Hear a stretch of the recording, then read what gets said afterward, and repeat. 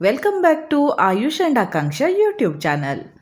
ಮಲ್ಲಿಗೆ ಗಿಡಗಳ ಉತ್ತಮ ಬೆಳವಣಿಗೆಗಾಗಿ ನಾವು ಹಲವಾರು ವಿಧದ ಗೊಬ್ಬರಗಳನ್ನು ನಮ್ಮ ಗಿಡಗಳಿಗೆ ಹಾಕ್ತಾ ಇರ್ತೇವೆ.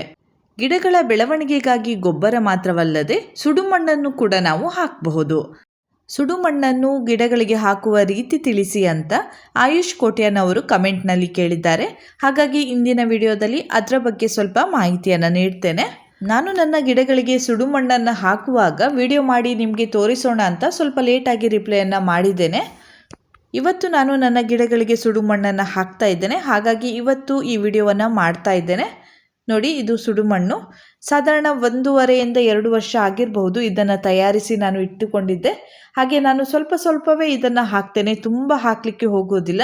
ಹಾಗಾಗಿ ಒಮ್ಮೆ ಮಾಡಿದಂತಹ ಸುಡುಮಣ್ಣು ತುಂಬ ದಿನಗಳ ಕಾಲ ಬರ್ತದೆ. ಹಾಗೆಯೇ ನಾನು ಬೇರೆಲ್ಲ ಗಿಡಗಳಿಗೆ ಹಾಕುವುದಿಲ್ಲ, ಕೇವಲ ಮಲ್ಲಿಗೆ ಗಿಡಗಳಿಗೆ ಮಾತ್ರ ಯೂಸ್ ಮಾಡ್ತೇನೆ. ಹಾಗೆ ಗಿಡಗಳನ್ನು ನಡುವಾಗಲೂ ಕೂಡ ಇದನ್ನು ಯೂಸ್ ಮಾಡ್ತೇನೆ. ಇದನ್ನು ಗಿಡಗಳ ಬುಡದ ಮಣ್ಣಿಗೆ ಹಾಕುವುದರಿಂದ ಮಣ್ಣಿನ ಫಲವತ್ತತೆ ಹೆಚ್ಚುತ್ತದೆ. ಇದರಿಂದ ಗಿಡಗಳಿಗೆ ಬೇಕಾದಂತಹ ಪೋಷಕಾಂಶಗಳು ದೊರೆಯುತ್ತದೆ. ಹಾಗೆಯೇ ಇಳುವರಿ ಹೆಚ್ಚುತ್ತದೆ. ಹೂವಿನ ಗಾತ್ರದಲ್ಲೂ ಕೂಡ ನೀವು ಬದಲಾವಣೆಯನ್ನು ಕಾಣಬಹುದು. ಅಂದರೆ ಚಿಕ್ಕದಾಗಿರುವ ಮೊಗ್ಗುಗಳು ಇದ್ದಲ್ಲಿ ಸ್ವಲ್ಪ ದೊಡ್ಡದಾದ ಮೊಗ್ಗುಗಳು ಮುಂದೆ ಬರ್ತದೆ ಅಂತ ಹೇಳಬಹುದು. ಇದನ್ನು ಗಿಡಗಳ ಬುಡಕ್ಕೆ ಯಾವ ರೀತಿಯಲ್ಲಿ ಹಾಕಬೇಕು ಅಂತ ಈಗ ತಿಳಿಸ್ತೇನೆ. ಮೊದಲಿಗೆ ನಾವು ಯಾವುದೇ ಗೊಬ್ಬರವನ್ನು ಹಾಕುವಾಗ ಅದರ ಬುಡದಲ್ಲಿನ ಕಳೆ ಗಿಡಗಳನ್ನೆಲ್ಲ ತೆಗೆದುಕೊಳ್ಬೇಕು.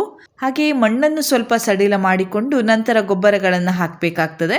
ಹಾಗಾಗಿ ನಾನು ಇಲ್ಲಿ ಮಣ್ಣನ್ನು ಸಡಿಲ ಮಾಡಿಕೊಳ್ತಾ ಇದ್ದೇನೆ, ಅಂದರೆ ಬಿಡಿಸಿಕೊಳ್ತಾ ಇದ್ದೇನೆ.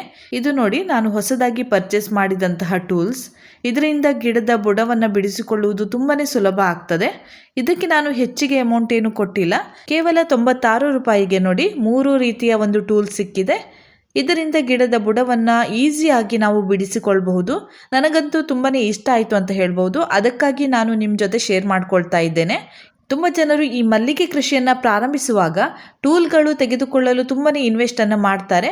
ಅಷ್ಟು ಇನ್ವೆಸ್ಟ್ ಮಾಡುವ ಅಗತ್ಯ ಇಲ್ಲ. ಈ ರೀತಿಯಾಗಿ ಕಡಿಮೆ ಬೆಲೆಯಲ್ಲಿ ಏನಾದರೂ ಟೂಲ್ಸ್ಗಳು ಸಿಕ್ಕಿದಾಗ ನೀವು ಪರ್ಚೇಸ್ ಮಾಡಬಹುದು. 300 ರೂಪಾಯಿ 400 ರೂಪಾಯಿ ಈ ರೀತಿಯಾದ ಟೂಲ್ಸ್ಗಳನ್ನು ಪರ್ಚೇಸ್ ಮಾಡುವ ಅಗತ್ಯ ಇರುವುದಿಲ್ಲ.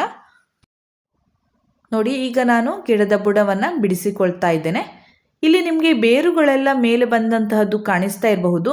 ಹೀಗೆ ಬೇರೆನೆಲ್ಲ ನಾವು ಈ ರೀತಿಯಾಗಿ ಬಿಡಿಸಿಕೊಳ್ಳುವಾಗ ಅದು ತುಂಡಾದಾಗ ಗಿಡಕ್ಕೆ ಏನಾದರೂ ಸಮಸ್ಯೆ ಆಗಬಹುದಾ ಅಂತ ತುಂಬ ಜನರು ಅಂದ್ಕೊಳ್ತಾ ಇರ್ತಾರೆ. ಆದರೆ ಆ ರೀತಿಯಾದ ಸಮಸ್ಯೆ ಏನೂ ಆಗುವುದಿಲ್ಲ. ಈ ರೀತಿಯಾಗಿ ಮೇಲೆ ಬಂದಿರುವಂತಹ ಬೇರುಗಳನ್ನೆಲ್ಲ ನಾವು ಆಗಾಗ ಬಿಡಿಸಿಕೊಳ್ತಾ ಇರಬೇಕಾಗ್ತದೆ. ಇದರಿಂದ ಗಿಡಗಳ ಬೆಳವಣಿಗೆ ಚೆನ್ನಾಗಿ ಆಗ್ತದೆ. ನೋಡಿ, ಹೀಗೆ ನಾನು ಬಿಡಿಸಿಕೊಳ್ತಾ ಇದ್ದೇನೆ. ಇಲ್ಲಿ ಮಣ್ಣಿನೊಂದಿಗೆ ತುಂಡಾದ ಬೇರುಗಳು ಕಾಣಿಸ್ತಾ ಇರಬಹುದು. ಅದನ್ನೆಲ್ಲ ಕ್ಲೀನ್ ಮಾಡುವ ಅಗತ್ಯ ಇರುವುದಿಲ್ಲ. ಅದು ಅಲ್ಲೇ ಕೊಳೆತು ಹೋಗ್ತದೆ, ಅದೇ ಗೊಬ್ಬರ ಆಗಿ ಪರಿವರ್ತನೆ ಆಗ್ತದೆ. ಹಾಗಾಗಿ ಅದನ್ನೆಲ್ಲ ತೆಗೆಯುವ ಅಗತ್ಯ ಇರುವುದಿಲ್ಲ. ದೊಡ್ಡ ಕಲ್ಲುಗಳಿದ್ದಲ್ಲಿ ನೀವು ತೆಗಿಬೇಕಾಗ್ತದೆ. ಹಾಗೆ ಕಳೆ ಗಿಡಗಳನ್ನೆಲ್ಲ ಸರಿಯಾಗಿ ತೆಗೆದುಕೊಳ್ಬೇಕಾಗ್ತದೆ. ನಾವು ಈ ರೀತಿಯಾಗಿ ಗಿಡದ ಬುಡದ ಮಣ್ಣನ್ನು ಬಿಡಿಸಿಕೊಂಡ ನಂತರ ನಾವು ಡೈರೆಕ್ಟಾಗಿ ಸುಡುಮಣ್ಣನ್ನು ಹಾಕಬಹುದು. ಸುಡುಮಣ್ಣಲ್ಲಿ ಗಿಡಗಳ ಬೆಳವಣಿಗೆಗೆ ಬೇಕಾದಂತಹ ಪೋಷಕಾಂಶಗಳು ಇವೆ ಅಂತ ನೀವು ಇದನ್ನು ತುಂಬ ಹಾಕಲಿಕ್ಕೆ ಹೋಗಬೇಡಿ. ಎಷ್ಟು ಬೇಕೋ ಅಷ್ಟೇ ಪ್ರಮಾಣದಲ್ಲಿ ಹಾಕಬೇಕಾಗ್ತದೆ. ಒಂದು 3 ಹಿಡಿಯಷ್ಟು ನೀವು ಈ ದೊಡ್ಡ ಗಿಡಗಳಿಗೆ ಹಾಕಬಹುದು. ನೋಡಿ, ಈ ರೀತಿಯಾಗಿ ಗಿಡದ ಸುತ್ತಲೂ ಹಾಕಬೇಕು. ಇಷ್ಟೇ ಪ್ರಮಾಣದಲ್ಲಿ ಹಾಕಿದರೆ ಆಯಿತು. ನೀವು ತುಂಬ ಹಾಕಲಿಕ್ಕೆ ಹೋಗಬೇಡಿ.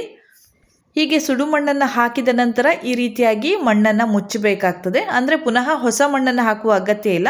ಅದೇ ಮಣ್ಣನ್ನು ಈ ರೀತಿಯಾಗಿ ನಾವು ಆಚೆ ಈಚೆ ಮಾಡಿದರೆ ಆಯಿತು, ಅದು ಮಿಕ್ಸ್ ಆಗಿ ಹೋಗ್ತದೆ. ನೋಡಿ, ಹೀಗೆ ಮಾಡಿಕೊಂಡಿದ್ದೇನೆ. ನಾವು ಸುಡುಮಣ್ಣನ್ನು ಡೈರೆಕ್ಟಾಗಿ ಹಾಕುವುದಕ್ಕಿಂತ ಮಣ್ಣಿನೊಂದಿಗೆ ಮಿಕ್ಸ್ ಮಾಡಿಕೊಂಡು ಹಾಕಿದರೆ ತುಂಬ ಒಳ್ಳೆಯದು. ಅದನ್ನು ಕೂಡ ತೋರಿಸ್ತೇನೆ. ನೋಡಿ, ಇಲ್ಲಿ 3 ಬಕೆಟ್ ಆಗುವಷ್ಟು ಮಣ್ಣು ಇದೆ. ಕೆಂಪು ಮಣ್ಣನ್ನು ನಾನು ತೆಗೆದುಕೊಂಡಿದ್ದೇನೆ. ಹಾಗೆ ಸುಡುಮಣ್ಣು 1 ಬಕೆಟ್. ನಾನು ಚಿಕ್ಕ ಬಕೆಟಲ್ಲಿ ಹಾಕಿಕೊಂಡಿದ್ದೇನೆ, ದೊಡ್ಡ ಬಕೆಟ್ ಅಲ್ಲ. ಅದೇ ಬಕೆಟಲ್ಲಿ ನಾನು ಈಗ ಸುಡುಮಣ್ಣನ್ನು 3/4 ಬಕೆಟಷ್ಟು ಹಾಕ್ತಾ ಇದ್ದೇನೆ. 3 ಬಕೆಟ್ಗೆ 3/4 ಬಕೆಟಷ್ಟು ನಾನು ಸುಡುಮಣ್ಣನ್ನು ಹಾಕ್ತಾ ಇದ್ದೇನೆ. ನೀವು ಬೇಕಾದರೆ 4 ಬಕೆಟ್ ಹಾಕಿ 1 ಬಕೆಟ್ ಸುಡುಮಣ್ಣನ್ನು ಕೂಡ ಹಾಕಬಹುದು. ನೋಡಿ, ಈ ರೀತಿಯಾಗಿ ನಾನು ಸರಿಯಾಗಿ ಮಿಕ್ಸ್ ಮಾಡಿಕೊಳ್ತಾ ಇದ್ದೇನೆ. ನೋಡಿ, ಇದು ಮಿಕ್ಸ್ ಮಾಡಲು ಕೂಡ ತುಂಬ ಚೆನ್ನಾಗಿರುವಂತಹ ಒಂದು ಟೂಲ್ ಅಂತ ಹೇಳ್ಬೋದು. ಇದನ್ನು ನಾವು ಗಿಡಗಳಿಗೆ ಹಾಕುವಾಗ ಗಿಡದ ಮೇಲ್ಪದರದ ಸ್ವಲ್ಪ ಮಣ್ಣನ್ನು ತೆಗೆದು ಬೇಕಾದರೆ ಇದನ್ನು ಸ್ವಲ್ಪ ಜಾಸ್ತಿ ಪ್ರಮಾಣದಲ್ಲಿ ಹಾಕಬಹುದು. ಅಥವಾ ಮೇಲಿನ ಮಣ್ಣನ್ನು ಬಿಡಿಸಿಕೊಂಡು ಇದನ್ನು ಸ್ವಲ್ಪ ಹಾಕಿದರೂ ಕೂಡ ಸಾಕಾಗ್ತದೆ. ಒಂದು ವೇಳೆ ನಿಮ್ಮ ಮನೆಯಲ್ಲಿ ಮಣ್ಣು ಇಲ್ಲದೇ ಇದ್ದಲ್ಲಿ ನೀವು ಆಗ ತೋರಿಸಿದಂತೆ ಈ ಸುಡುಮಣ್ಣನ್ನು ಮಾತ್ರ ಸ್ವಲ್ಪ ಪ್ರಮಾಣದಲ್ಲಿ ಹಾಕಿದರೆ ಆಯಿತು. ಮಣ್ಣಿನೊಂದಿಗೆ ಮಿಕ್ಸ್ ಮಾಡಿದಲ್ಲಿ ಸ್ವಲ್ಪ ಜಾಸ್ತಿ ಪ್ರಮಾಣದಲ್ಲಿ ಗಿಡಗಳ ಬುಡಕ್ಕೆ ಹಾಕಬಹುದು. ಇದರ ಜೊತೆಗೆ ಬೇಕಾದರೆ ಕಂಪೋಸ್ಟ್ ಗೊಬ್ಬರವನ್ನು ಕೂಡ ನೀವು ಮಿಕ್ಸ್ ಮಾಡಿಕೊಂಡು ಗಿಡಗಳ ಬುಡಕ್ಕೆ ಹಾಕಬಹುದು. ಈಗ ಇದರಲ್ಲಿ ಇರುವಂತಹ ದೊಡ್ಡ ದೊಡ್ಡ ಕಲ್ಲನ್ನು ನಾನು ತೆಗಿತಾ ಇದ್ದೇನೆ. ಚಿಕ್ಕ ಚಿಕ್ಕ ಕಲ್ಲು ತೆಗಿಬೇಕಂತ ಇಲ್ಲ. ಹಾಗೆ ಇಲ್ಲಿ ಕಳೆ ಗಿಡಗಳ ಸ್ವಲ್ಪ ಕಸಗಳು ಇವೆ, ಅದರಿಂದ ಯಾವುದೇ ತೊಂದರೆ ಆಗುವುದಿಲ್ಲ.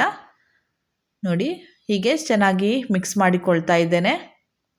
ಇದನ್ನು ನಾವು ಎಷ್ಟು ದಿನಕ್ಕೊಮ್ಮೆ ಹಾಕಬೇಕು ಅಂದರೆ, ನೀವು ಆಗಾಗ ಈ ಸುಡುಮಣ್ಣನ್ನು ಗಿಡಗಳಿಗೆ ಹಾಕಬಾರ್ದು. ಕಡಿಮೆ ಅಂದರೂ 1 ತಿಂಗಳ ಒಂದು ಅಂತರದಲ್ಲಿ ಸುಡುಮಣ್ಣನ್ನು ಗಿಡಗಳಿಗೆ ಹಾಕಬಹುದು. ಮನೆಯಲ್ಲಿ ತಯಾರಿಸಿದಂತಹ ಸುಡುಮಣ್ಣು ತುಂಬ ಇದೆ ಅಂತ ನಾವು ವಾರಕ್ಕೆ ನಾವು ಗಿಡಗಳಿಗೆ ಹಾಕಬಾರ್ದು. ಒಮ್ಮೆ ಹಾಕಿ ಕಡಿಮೆ ಅಂದರೂ 1 ತಿಂಗಳು ಆದ ನಂತರವೇ ನೀವು ಗಿಡಗಳಿಗೆ ಈ ಸುಡುಮಣ್ಣನ್ನು ಹಾಕಬೇಕಾಗ್ತದೆ. ಹಾಗೆ ಹಾಕುವಾಗ ಸ್ವಲ್ಪ ಪ್ರಮಾಣದಲ್ಲಿ ಗಿಡಗಳಿಗೆ ಹಾಕಬೇಕು. ಅತಿಯಾಗಿ ಇದನ್ನು ಗಿಡಗಳಿಗೆ ಹಾಕಬಾರ್ದು. ಇದನ್ನು ನೀವು ಗಮನದಲ್ಲಿಟ್ಟುಕೊಂಡು ಸುಡುಮಣ್ಣನ್ನು ಗಿಡಗಳಿಗೆ ಹಾಕಬೇಕಾಗ್ತದೆ. ಇಲ್ಲಿ ನೀವು ನೋಡ್ತಾ ಇರಬಹುದು, ಮಣ್ಣು ಮತ್ತು ಸುಡುಮಣ್ಣನ್ನು ಮಿಕ್ಸ್ ಮಾಡಿ ಇಟ್ಟಿದ್ದೇನೆ. ಇದನ್ನು ನಾವು ಗಿಡಗಳಿಗೆ ಹಾಕುವಾಗಲೂ ಕೂಡ ಗಿಡದ ಬುಡದ ಮಣ್ಣನ್ನು ಸ್ವಲ್ಪ ಬಿಡಿಸಿಕೊಂಡೇ ನಾವು ಗಿಡಗಳಿಗೆ ಹಾಕಬೇಕಾಗ್ತದೆ. ಈಗ ನೋಡಿ, ನಾನು ಇನ್ನೊಂದು ಗಿಡದ ಬುಡವನ್ನು ಬಿಡಿಸಿಕೊಳ್ತಾ ಇದ್ದೇನೆ. ನಾವು ಈ ರೀತಿಯಾಗಿ ವಾರಕ್ಕೊಮ್ಮೆ ಅಥವಾ 10 ದಿನಕ್ಕೊಮ್ಮೆ ಬಿಡಿಸಿಕೊಳ್ತಾ ಇದ್ದರೆ ತುಂಬ ಈಸಿಯಾಗಿ ನಾವು ಮಣ್ಣನ್ನು ಬಿಡಿಸಬಹುದು. ಒಂದು ವೇಳೆ ನೀವು 3 ತಿಂಗಳು 4 ತಿಂಗಳು ಇದರ ಬುಡವನ್ನು ಬಿಡಿಸದೇ ಇದ್ದಾಗ ಮಣ್ಣು ಅಲ್ಲೇ ಗಟ್ಟಿ ಆಗ್ತದೆ, ಬೇರಿನ ಬೆಳವಣಿಗೆ ಕೂಡ ಸರಿಯಾಗಿ ಆಗುವುದಿಲ್ಲ. ಹಾಗಾಗಿ ಆಗಾಗ ನಾವು ಗಿಡದ ಬುಡವನ್ನು ಬಿಡಿಸಿಕೊಳ್ತಾ ಇರಬೇಕು, ಗೊಬ್ಬರವನ್ನು ಹಾಕ್ತಾ ಇರಬೇಕು. ನೋಡಿ, ಈಗ ಮಣ್ಣು ನಾನು ಸ್ವಲ್ಪ ಜಾಸ್ತಿ ಪ್ರಮಾಣದಲ್ಲಿ ಹಾಕಿದ್ದೇನೆ. ಕೇವಲ ಸುಡುಮಣ್ಣು ಮಾತ್ರ ಹಾಕುವಾಗ ಸ್ವಲ್ಪ ಪ್ರಮಾಣದಲ್ಲಿ ಮಾತ್ರ ಹಾಕಬೇಕು. ಮಣ್ಣಿನೊಂದಿಗೆ ಹಾಕುವಾಗ ಸ್ವಲ್ಪ ಜಾಸ್ತಿ ಪ್ರಮಾಣದಲ್ಲಿ ಹಾಕಬಹುದು. ನಾನು ಆವಾಗ ಹೇಳಿದಂತೆ ಮೇಲ್ಪದರದ ಮಣ್ಣನ್ನು ಬಿಡಿಸಿಕೊಂಡು ಮೇಲಿನ ಸ್ವಲ್ಪ ಮಣ್ಣನ್ನು ತೆಗೆದಿಟ್ಟು ನಂತರ ಹೊಸ ಮಣ್ಣನ್ನು ಹಾಕಬೇಕು. ಹೊಸ ಮಣ್ಣು ಅಂದರೆ ಸುಡುಮಣ್ಣು ಸೇರಿಸಿರುವ ಮಣ್ಣನ್ನು ಮೇಲ್ಪದರವಾಗಿ ಹಾಕಬೇಕು. ಆಗಲೂ ಕೂಡ ಗಿಡಗಳು ಚೆನ್ನಾಗಿ ಬೆಳೀತದೆ. ಒಂದು ವೇಳೆ ನಿಮ್ಮ ಮನೆಯಲ್ಲಿ ಜಾಸ್ತಿ ಮಣ್ಣು ಇಲ್ಲ ಅಂತ ಇದ್ದಲ್ಲಿ ಸ್ವಲ್ಪವೇ ಮಣ್ಣನ್ನು ಈ ರೀತಿಯಾಗಿ ಸುಡುಮಣ್ಣನ್ನು ಸೇರಿಸಿ ಮೇಲ್ಪದರದಲ್ಲಿ ಸ್ವಲ್ಪ ಹಾಕಿದರೆ ಆಯಿತು. ಹಳೆ ಮಣ್ಣನ್ನು ತೆಗೆಯುವ ಅಗತ್ಯ ಇರುವುದಿಲ್ಲ. ಆದರೆ ಮೇಲ್ಪದರದ ಮಣ್ಣನ್ನು ಬಿಡಿಸಿಕೊಳ್ಳುವುದು ಮುಖ್ಯವಾದುದು ಅಂತ ಹೇಳಬಹುದು. ಹೀಗೆ ಸುಡುಮಣ್ಣನ್ನು ಗಿಡಗಳಿಗೆ ಯಾವ ರೀತಿಯೆಲ್ಲ ಹಾಕಬಹುದು ಅಂತ ತೋರಿಸಿದ್ದೇನೆ. ನೀವು ಡೈರೆಕ್ಟಾಗಿಯೂ ಹಾಕಬಹುದು, ಅಥವಾ ಗೊಬ್ಬರದ ಜೊತೆಗೆ ಮಿಕ್ಸ್ ಮಾಡಿ ಹಾಕಬಹುದು, ಅಥವಾ ಮಣ್ಣಿನೊಂದಿಗೆ ಮಾತ್ರ ಮಿಕ್ಸ್ ಮಾಡಿ ಹಾಕಬಹುದು. ನಾನು ಹೆಚ್ಚಾಗಿ ಮಣ್ಣಿನೊಂದಿಗೆ ಮಿಕ್ಸ್ ಮಾಡಿ ಹಾಕ್ತೇನೆ. ಹಾಗೆ 10 ದಿನ ಬಿಟ್ಟು ಬೇರೊಂದು ಗೊಬ್ಬರವನ್ನು ಗಿಡಗಳ ಬುಡಕ್ಕೆ ಹಾಕ್ತೇನೆ. ಆಗ ಕಂಟಿನ್ಯೂಸ್ ಆಗಿ ಗೊಬ್ಬರ ನೀಡಿದಂತೆ ಆಗ್ತದೆ. ಹಾಗೆ ಇಲ್ಲಿ ನೀವು ನೋಡ್ತಾ ಇರಬಹುದು, ಸಗಣಿ ಗೊಬ್ಬರವನ್ನು ನಾನು ಇಲ್ಲಿ ಒಣಗಲು ಹಾಕಿದ್ದೇನೆ. ಇಲ್ಲಿ ಬಿಸಿಲು ಬೀಳುವುದಿಲ್ಲ, ಬಿಸಿಲು ಬೀಳದಂತಹ ಜಾಗದಲ್ಲೇ ಇದನ್ನು ಒಣಗಿಸಬೇಕು. ಈ ರೀತಿಯಾಗಿ ನನಗೆ ಯಾವಾಗ ಸಗಣಿ ಗೊಬ್ಬರ ಸಿಗ್ತದೆ ಆಗ ತುಂಬ ತರಿಸಿ ನಾನು ಅದನ್ನು ಒಣಗಿಸಿ ನಂತರ ಶೇಖರಿಸಿ ಇಡ್ತೇನೆ. ಅದು 1 ವರ್ಷ 1.5 ವರ್ಷಗಳ ತನಕ ಬರ್ತದೆ. ಮಳೆಗಾಲದಲ್ಲಿ ಸಗಣಿ ಗೊಬ್ಬರವನ್ನು ಗಿಡಗಳಿಗೆ ನಾನು ಹಾಕುವುದಿಲ್ಲ. ಹಾಗೆ ನಾನು ಯಾವುದಕ್ಕೆಲ್ಲ ಉಪಯೋಗಿಸ್ತೇನೆ ಅಂದರೆ, ಹೊಸ ಗಿಡಗಳನ್ನು ತಯಾರಿಸುವಾಗ ಮಿಕ್ಸ್ ಮಣ್ಣನ್ನು ತಯಾರಿಸಿಕೊಂಡು ನಾನು ಕಟ್ಟಿಂಗನ್ನು ನಡ್ತೇನೆ. ಆಗ ಸಗಣಿ ಗೊಬ್ಬರವನ್ನು ಹಾಕ್ತೇನೆ. ಹಾಗೆ ತಿಂಗಳಿಗೊಮ್ಮೆ ಗಿಡಗಳಿಗೆ ನೆಲಗಡಲೆ ಹಿಂಡಿಯನ್ನು ಹಾಕುವಾಗ ಅದರ ಜೊತೆ ನಾನು ಹಟ್ಟಿ ಗೊಬ್ಬರವನ್ನು ಕೂಡ ನೆನೆಸಿಟ್ಟು ನೆಕ್ಸ್ಟ್ ಡೇ ಅದನ್ನು ನಾನು ಗಿಡಗಳಿಗೆ ಹಾಕ್ತೇನೆ. ಹಾಗೆ ಕೆಲವೊಮ್ಮೆ ಡೈರೆಕ್ಟಾಗಿಯೂ ಕೂಡ ಗಿಡಗಳ ಬುಡಕ್ಕೆ ಹಾಕ್ತೇನೆ. ಹೀಗೆ ಹಟ್ಟಿ ಗೊಬ್ಬರವನ್ನು ಕೂಡ ನಾನು ಆಗಾಗ ನನ್ನ ಗಿಡಗಳಿಗೆ ಹಾಕ್ತೇನೆ. ಹಾಗೆ ಸುಡುಮಣ್ಣನ್ನು ಕೂಡ ನಾನು ಆಗಾಗ ಹಾಕ್ತಾ ಇರ್ತೇನೆ. ಆಗಾಗ ಅಂದರೆ 1 ತಿಂಗಳು ಅಥವಾ 2 ತಿಂಗಳಿಗೊಮ್ಮೆ ಹಾಕ್ತೇನೆ. ಒಂದು ವೇಳೆ ನೀವು ಸುಡುಮಣ್ಣನ್ನು ತಯಾರಿಸಿಕೊಂಡಿಲ್ಲ ಅಥವಾ ಸುಡುಮಣ್ಣು ನಮಗೆ ಸಿಗುವುದಿಲ್ಲ, ತಯಾರಿಸಲು ಸಾಧ್ಯ ಇಲ್ಲ ಅಂತ ಇದ್ದಲ್ಲಿ ನೀವು ಯಾವುದೇ ಯೋಚನೆ ಮಾಡುವ ಅಗತ್ಯ ಇಲ್ಲ. ನಿಮಗೆ ಸಿಗುವಂತಹ ಬೇರೆ ಯಾವುದೇ ಗೊಬ್ಬರಗಳನ್ನು ಹಾಕಿ ಈ ಮಲ್ಲಿಗೆ ಗಿಡಗಳನ್ನು ಬೆಳೆಸಬಹುದು. ಸುಡುಮಣ್ಣು ಇದ್ದರೆ ಮಾತ್ರ ಈ ಮಲ್ಲಿಗೆ ಕೃಷಿ ಮಾಡಲು ಸಾಧ್ಯ ಅಂತ ಏನೂ ಇಲ್ಲ. ಹೀಗೆ ಸುಡುಮಣ್ಣನ್ನು ನಾವು ಗಿಡಗಳ ಬುಡಕ್ಕೆ ಯಾವ ರೀತಿಯಲ್ಲಿ ಹಾಕುವುದು ಅಂತ ಇಂದಿನ ವಿಡಿಯೋದಲ್ಲಿ ತೋರಿಸಿದ್ದೇನೆ. ಇಲ್ಲಿಗೆ ಇಂದಿನ ಈ ವಿಡಿಯೋವನ್ನು ನಾನು ಮುಗಿಸ್ತಾ ಇದ್ದೇನೆ. ಮುಂದಿನ ವಿಡಿಯೋದೊಂದಿಗೆ ಮತ್ತೆ ಭೇಟಿಯಾಗ್ತೇನೆ. ನನ್ನ ಈ ವಿಡಿಯೋ ಇಷ್ಟ ಆದರೆ ಲೈಕ್ ಮಾಡಿ, ಶೇರ್ ಮಾಡಿ, ಹಾಗೆ ಸಬ್ಸ್ಕ್ರೈಬ್ ಮಾಡೋದನ್ನು ಮರಿಬೇಡಿ.